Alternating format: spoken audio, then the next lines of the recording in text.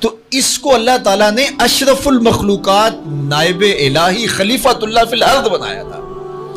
اور اس کا یہ سمجھتا ہے کہ میں نے روٹی کمانی ہے، اور میں نے جو ہے وہ اچھا گھر بنانا ہے، میں نے اچھے کپڑے بنانے ہیں، اور یہ اللہ دے گا، اس کا اللہ کا وعدہ ہے، اور اللہ کے وعدے سچے ہیں، اور اس کے لیے اس کو کچھ محنت کچھ وقت دینا جو ہے وہ ضروری ہے۔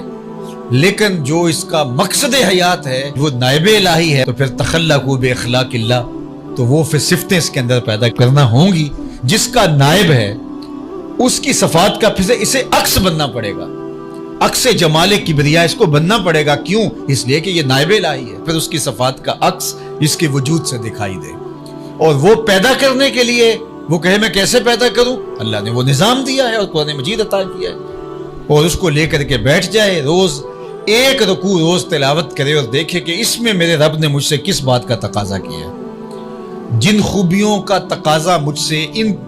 10 آیات میں کیا ہے، کیا وہ میرے اندر موجود ہیں؟ اپنے اندر وہ پیدا کرنے شروع کر دے، عزم مصمم کر دے،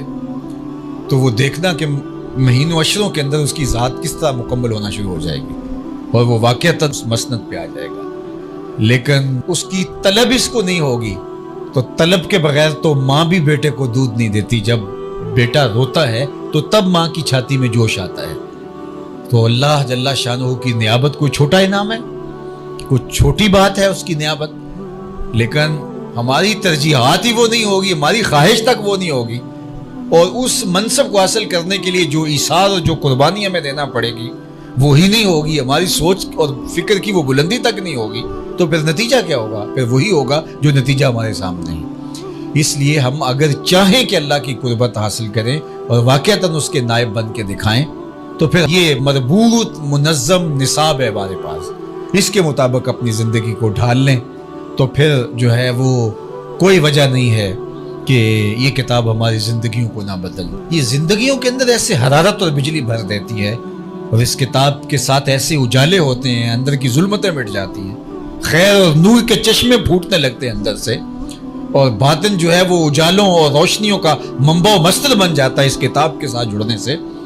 پھر خیر ہی خیر ہوتی ہے، اور پھر یہاں روشنیاں ہی روشنیاں پھوٹتی ہیں، پھر ایسا بندہ جہاں سے گزر جائے وہاں بھی روشنیاں پھیلنا شروع ہو جاتی ہے، وہاں بھی دودھ بٹنا شروع ہو جاتا ہے۔ تو میں اس لیے دعا کروں گا کہ اللہ تعالیٰ جل شانہ ہمیں اس کتاب کے ساتھ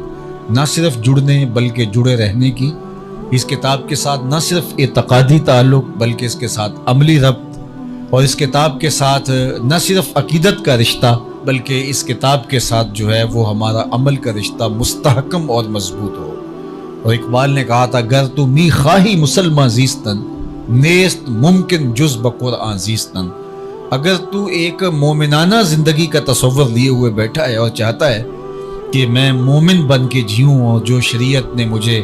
میرے سے تقاضا کیا ہے، تو کہا قرآن کے بغیر تو پھر نہیں جی سکتا۔ تو یہ قرآن جو ہے وہ تیری زندگی کے ساتھ اس طرح جڑا ہوا ہے کہ تجھے ہر لحظہ، ہر لمحہ، ہر ساتھ تیری رہنمائی کرتا ہے، اور تیری ضرورت کی مکمل کفیل ہے، اور کوئی بھی موقع زندگی کا ایسا نہیں ہے جس میں قرآن تجھے مکمل رہنمائی نہ فراہم کر رہا ہو۔ تو اس لیے مجھے اور آپ کو اس پاکیزہ کتاب کے ساتھ اپنے آپ کو جوڑنا ہوگا۔ اس دنیا کے اوپر آنے کے اگر ہم مقصد کو نہیں سمجھے تو پھر زندگی برباد کر دیں۔ وہ آئے اور آ کے چلے گئے، یہ کھانے پینے سونے جاگنے کے لیے تو چڑیا بھی، کوا بھی اور باقی جانور بھی جی رہے ہیں، ہم اشرف المخلوقات کس کے لیے ہیں؟ اگر ہمارا وظیفہ یات وہی ہے جو ایک چیونٹی کا ہے، جو ایک کیڑے مکوڑے کا ہے، ایک پرندے کا جو وظیفہ یات ہے، صرف کھانا پینا، اچھا گھونسلہ، یہ تو کوئی کمال نہیں ہے۔ حضرت شیخ شاہ نقشبند بخاری نے کہا تھا کہ ہم کسی اور کام کے لیے آئے ہیں، ہماری زندگی کا کچھ مقصد ہے جس مقصد کے لیے ہم تخلیق کیے گئے ہیں۔ ہم باقی تمام مخلوق جو کہ ہزاروں کی تعداد میں مخلوقات ہیں اور زیرو ہیں، ان کے اندر ہمارے سے طاقت زیادہ ہے، شیر میں طاقت ہم سے زیادہ ہے، ہاتھی کی جسامت ہم سے زیادہ ہے، گھوڑے کے اندر قوت ہم سے زیادہ ہے، عقاب کی نگاہوں میں جو ہے وہ زور ہم سے زیادہ ہے، کسی کے پنجوں میں طاقت زیادہ ہے۔ تو آپ دیکھ لیں جتنے بھی پھیلے ہوئے جانور ہیں، کسی کی رفتار بھی ہم سے زیادہ ہے، لیکن اس کے باوجود یہ اتنی خوبیوں کے باوجود وہ مقصود نہیں ہے کائنات کا، مقصود کائنات کا حضرت انسان ہے۔ اور اگر اس کا وظیفہ بھی وہی ہو جو ان کا وظیفہ ہو تو کتنی عجیب بات ہے۔ ایک شخص کو وزیر اعظم بنا دیا جائے اور وہ صبح جو ہے وہ دابڑا اٹھا کر وہ بھی مزدوروں کی طرح جا رہا ہو تو اسے کہا جائے گا کہ یار تجھے پتہ نہیں کہ تیری ذمہ داریاں کیا ہے؟ تیری ذمہ داریاں ملک کے نظم و نسق کو چلانا ہے، اور تو جو ہے وہ دابڑا اٹھا کر کے اور تیسی کانڈی پکڑ کے تو کہہ رہا ہے کہ نہیں میں مکان بنانے جا رہا ہوں، تو پھر تجھے پتہ ہی نہیں، اپنے منصب سے آگاہ ہی نہیں ہے۔